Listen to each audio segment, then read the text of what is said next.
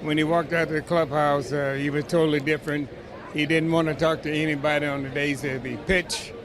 I recall one day I walked in, he was pitching. I said, Bob, I got a big joke. He says, I'm pitching today. I said, I don't care. You got to hear this joke. He said, I am pitching today.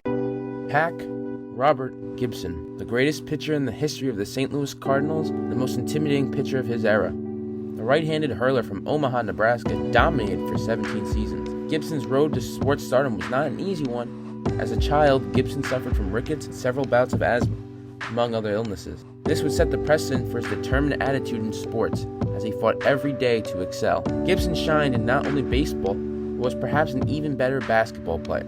He was offered contracts by both the Harlem Globetrotters and the St. Louis Cardinals after college. Gibson played a season of basketball, but then transitioned to the diamond. The young right-handed debuted with the Cardinals in 1959, became an All-Star in 1962, and by 1964 he was the ace of the St. Louis staff that went to the Fall Classic. Gibson put on a show on baseball's biggest stage, squaring up against the potent Yankee lineup. He split games 2 and 4, but saved his best performance for Game 7, coming off just 2 days' rest. But the weary Gibson reaches back for something extra. Richardson pops up. Down Maxville. Gathers it in.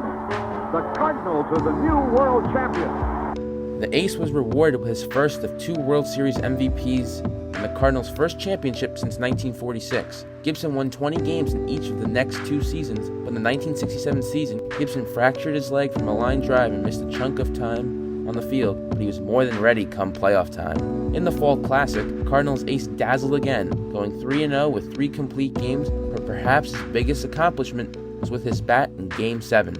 With 1 away in the 5th, Gibson hammers a long drive to center.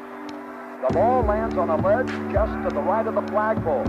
It's a home run. Homers aren't unique for Bob, but this is his first in the World Series.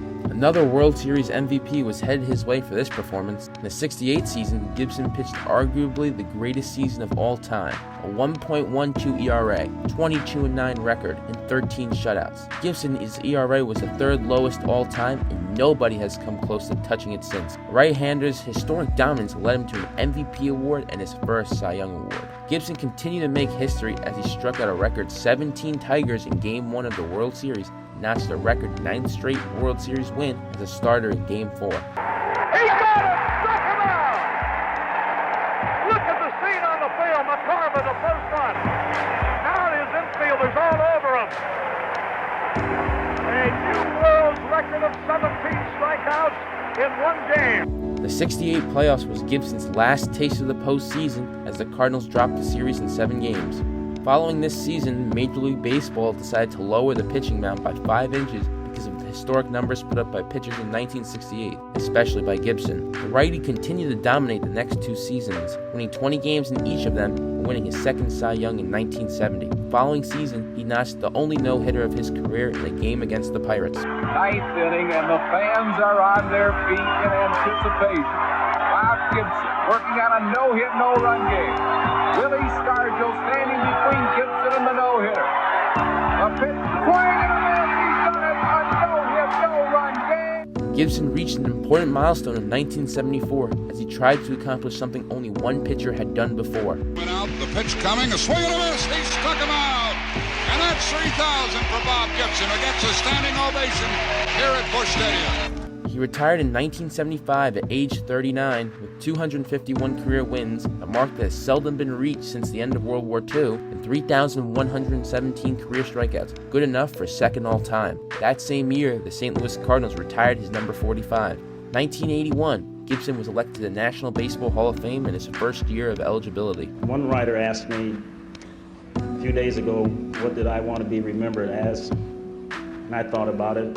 And I said that I want to be remembered as a person, a competitor that gave 100% every time I went out on the field. Sometimes I wasn't too good, but nobody could accuse me of cheating them out of what they paid to see. In 1999, he was one of only 26 pitchers honored as the greatest pitchers of the 20th century. Gibson continued to be active in the St. Louis organization long after his career on the field, by mentoring the future generation of Cardinal stars. On October 2nd, Gibson passed away due to pancreatic cancer. He was 84 years old. For WRHU, I'm Brendan Gambenski.